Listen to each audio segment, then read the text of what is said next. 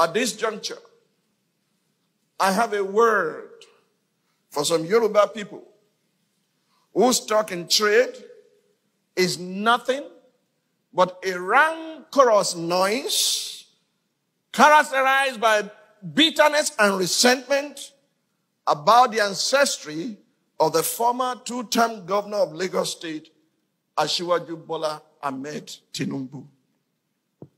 Hello. Carry your story.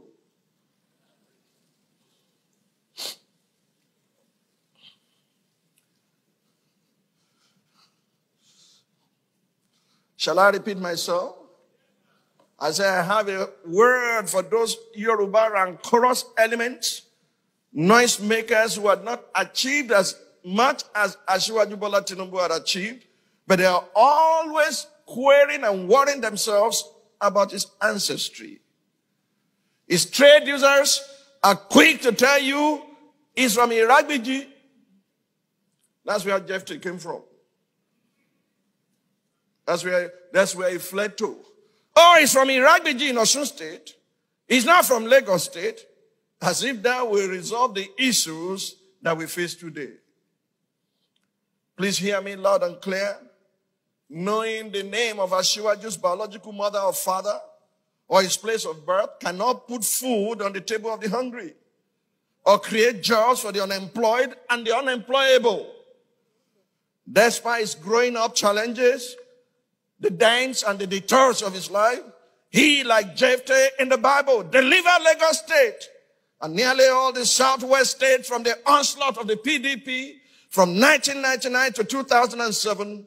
And truth be told, without his cooperation and political dexterity, the APC victory at the polls in 2015 and 2019 would have been impossible. People, please note that I'm not Asiwaju's brand manager and definitely do not endorse everything you might have read about his present or his past or his lifestyle, his politics or his businesses. His spokesman can do that for him. All I know is that just as every saint has a past, every sinner has a future, and the best of men are still men at the very best. Frankly speaking, I'm not very sure that many of his trade users would have survived if they had gone through the vicissitudes of life that Asiwaju Bola Tinubu went through.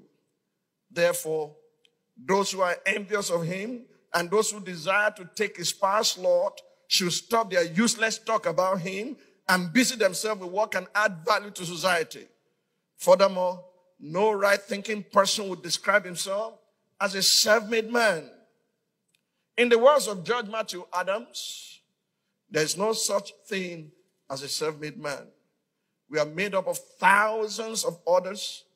Everyone who has ever done a kind deed to us or spoken the word of encouragement to us has entered into the makeup of our character and of our thoughts as well as our success.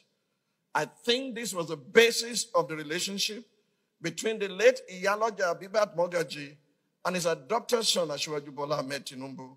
Therefore, the latter calling the former his mother is not only proper, it is also honorable. It is those demonizing their mother and son relationship that should find something profitable to do with their time.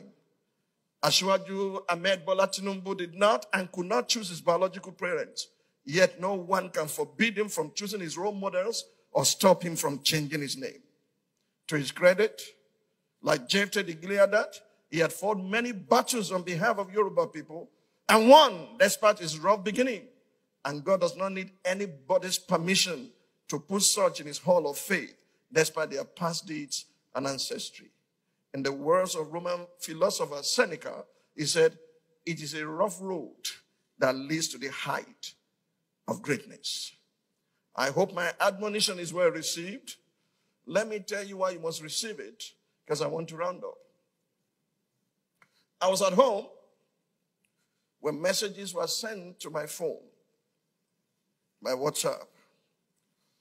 Elder statesmen who are strange bedfellows suddenly came together. They said, in order to deliver Yoruba people We must come together. These are strength-dead fellows.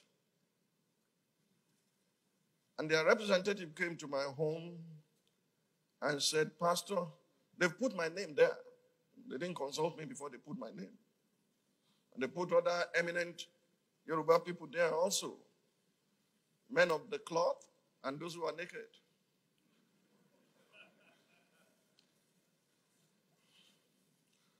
So we are doing a conference sometimes in January so that the Yoruba people and the people of the South can take a position against the onslaught of the enemy, of their perceived enemy. So I asked the man who came to my house a question. I said, who are you planning to kill? He said, no, we are not planning to kill anybody. We just want to do what is right so that Yoruba people can be free. So that's fine. I said, this person and this person are sworn enemies. How did they become friends? He said, for a common cause. I said, no. When Pilate and Herod agreed, it was because they wanted to kill Jesus. Who do you want to kill? I reasoned straight from scripture. Then I told him what he was not ready to listen to. I said, have you gone to Asiwaju Tinubu for a buy-in? He said, yes. We have reached him and he said, we agree totally. He's going to play ball with them, but there are some things to be agreed upon later. And the week after, Asiwaju Bola's group also fixed the same date in the same Ibadan city for their own summit, summoning all the governors of Southwest and all the Obas to be there. Who will follow the others? Nobody. Do you understand me? Look, I'm telling you the truth.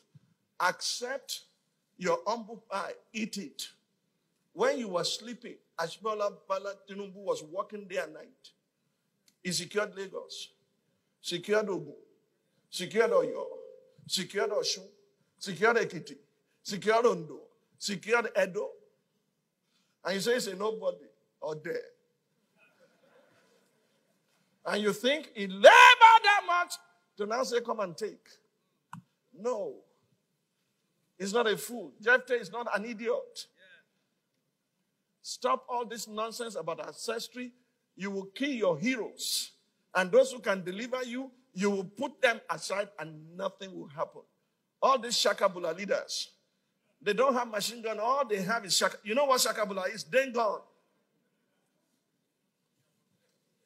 He that has ears to hear, let him hear. I'm not afraid of anybody. Ojo Benny Koshore and a stop plotting, scheming against someone. He had his past, you have yours. Even Pope has a past. Don't let me expose your men of God, though. Because they all have their past too. And before I expose them, I should look inward. I have my past too. And you do too.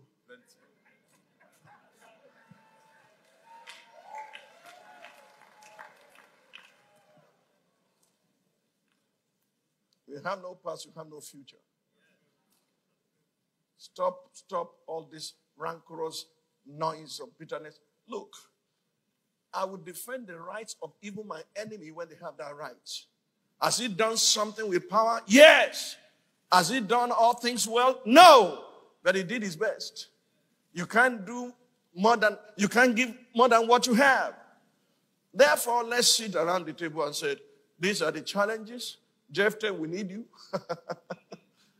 Do you know how long ago I told the Yoruba elders to do this? Over 10 years ago. They're now going around, milling around him. You understand me? We are going to fix this country. And nobody has a monopoly of wisdom to do it. I know what I'm saying today will create a lot of backlash on social media. You understand me? Call me names. I know my name. Say what you like about me, but let's face it. I think I need to stop. If these worthless men, like the ones with Abimelech, they perish with him because they did evil. But those who turn around, God still used them. He used David. He used Jephthah. Are you with me? I don't want to say more than is necessary. A word is enough for the wise. Look inward today and see what you can do, not only to provide for your family. The reason power is given is so that you can protect others. The reason riches is given is so that you can support others. Until you understand the dynamics of power and wealth, God will not bless you as He desires to, because you will consume everything upon your own lust. Oh, you don't know what Asiwaju have done. Oh, he's making money from taxation. Why don't you make yours?